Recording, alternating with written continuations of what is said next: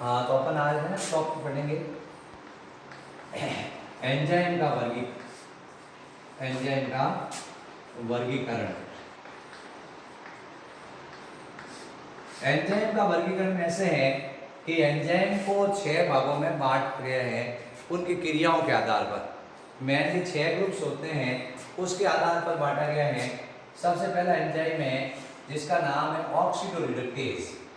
सबसे पहला एंजाइम है ऑक्सीडो रिडक्टेज एंजाइम।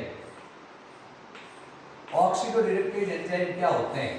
ऐसे एंजाइम जो ऑक्सीकरण और अपचयन क्रियाओं को उत्प्रेरित करते हैं। ऐसे एंजाइम जो ऑक्सीकरण और अपचयन क्रियाओं को उत्प्रेरित करते हैं। ऐसे एंजाइम जो ऑक्सीकरण और अपचयन क्रियाओं को उत्प्रेरित करते हैं। ऐसे एंजाइम जो ऑक्सीकरण और अपचयन क्रियाओं को उत्प्रेरित करते हैं उन्हें कहते हैं ऑक्सीडो रिडक्टेज। कोई भी एंजाइम है जो ऑक्सीकरण और अपचयन क्रिया को उत्प्रेरित कर रहा है उसको अपन कहते हैं ऑक्सीडो रिडक्टेज। जैसे एग्जांपल है cytochrome oxidase. Cytochrome oxidase enzyme एक ऐसा एंजाइम होता है जो ऑक्सीकरण और अपचयन क्रिया दोनों को उत्प्रेरित करता है। यानी साइटोक्रोम ऑक्सीडेज का काम हो गया। ऑक्सीकरण का मतलब अपन जानते हैं ऑक्सीजन का जुड़ना, ऑक्सीजन का जुड़ना, हाइड्रोजन का निकलना, हाइड्रोजन का निकलना।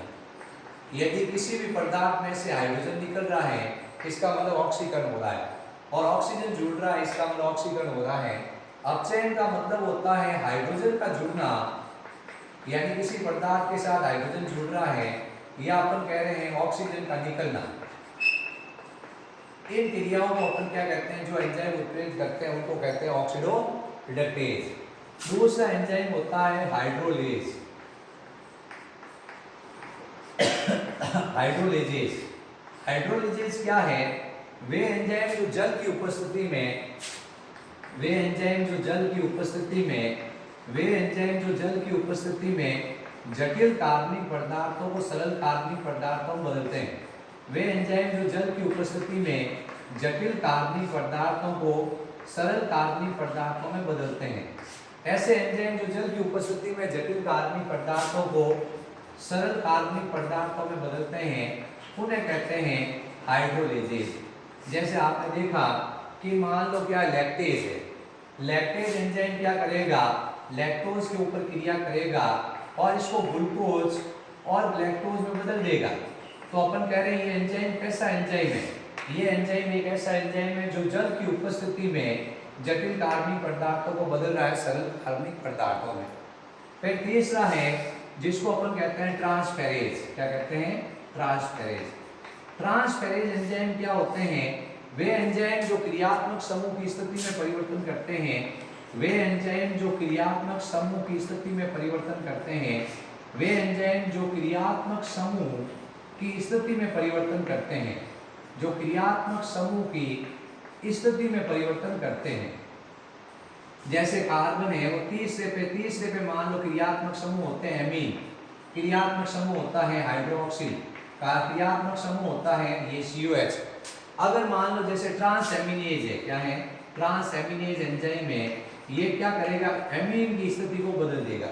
तो जो क्रियात्मक समूह की स्थिति बदल दे, ये कार्बन है, इस कार्बन पे जुड़ा हुआ था एमीन, इसको बदल दिया, यहाँ लेके आ गया।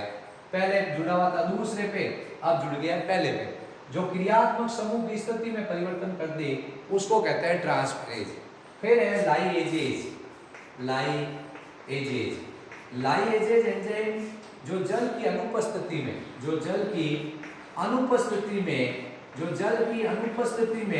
जटिल कार्बनिक पदार्थों को सरल कार्बनिक पदार्थों में बदलते हैं।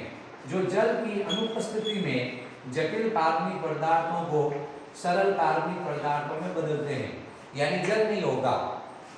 इसमें और इसमें फर्क पूछा जाता है कि हाइड्रोलेजेज और लाइएजेज में क्या फर्क है। तो जल की अनुपस्थिति में, जैसे ये क्या है? ये है ग्लूकोज 1,6 डाइफॉस्फेट।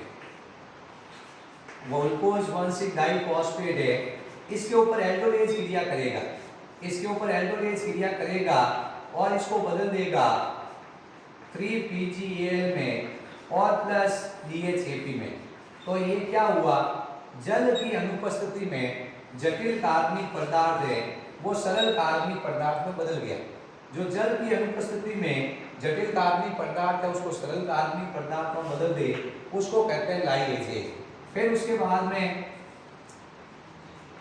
आइसोमेरेज।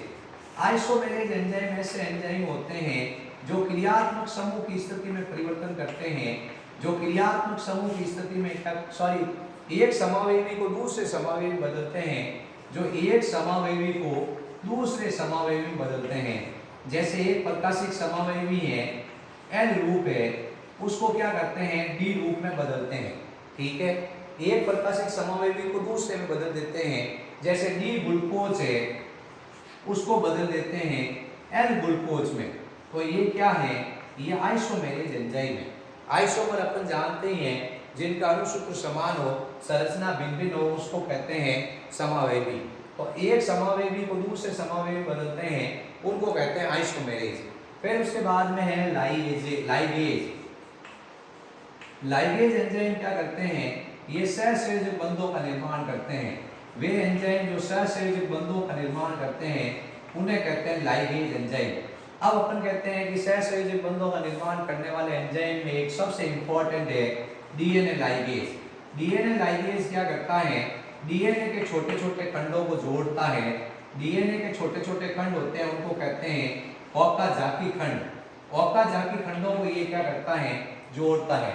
तो अपन को 6 एंजाइम याद रखने हैं, ऑक्सीडोरिडेज, हाइड्रोलेजेज, ट्रांसफेरेज, लाइगेजेज, आइसोमेरेज, लाइगेज। यहाँ एक हाइड्रोलेजेज के साथ हाइड्रोडेजेज होता है। हाइड्रोलेजेज के साथ क्या होता है, हाइड्रोडेजेज होता है। ये एंजाइम ऐसा एंजाइम है जो जल की उपस्थिति अपन जो कहते हैं हाइड्रोडेजेज एंजाइम में थोड़ा फर्क होगा, वो सरल कार्बनिक पदार्थों से जटिल कार्बनिक बनाएगा। ठीक है, ये जल की उपस्थिति में जटिल कार्बनिक पदार्थ है उनको सरल कार्बनिक पदार्थों में बदल रहा है। तो ये हाइड्रोलेजेज और लाइगेजेज में अंतर पूछा जाता है। और आइसोमेरेज एंजाइम है वो एक समावेवी को दूसरे समावेवी बदलता है। लाइगेज एंजाइम सहसंयोजक बंधों का निर्माण करता है। ट्रांसफेरेज एंजाइम क्रियात्मक समूह की स्थिति में परिवर्तन करता है। और ऑक्सीडोरेडेज तो सिंपल है, जो ऑक्सीकरण और अपचयन क्रियाओं को उत्प्रेरित करता है उन्हें अपन कहते हैं ऑक्सीडोरेडेज एंजाइम। तो आप एक बार इनको समराइज करना, छोटी छोटी परिभाषाएं हैं। एंजाइम नाम देख के डरना नहीं है, एंजाइम के नाम के अंदर ही परिभाषा है कि ऑक्सीडोरेडेज नाम से पता चल जाएगा जो ऑक्सीकरण और अपचयन क्रियाओं को उत्प्रेरित करेंगे। हाइड्रोलेजेज जो जल की उपस्थिति में जटिल कार्बनिक पदार्थों को सरल कार्बनिक पदार्थों में बदलेंगे। ट्रांसफेरेज जो एंजाइम क्रियात्मक समूह की स्थिति में परिवर्तन करेंगे।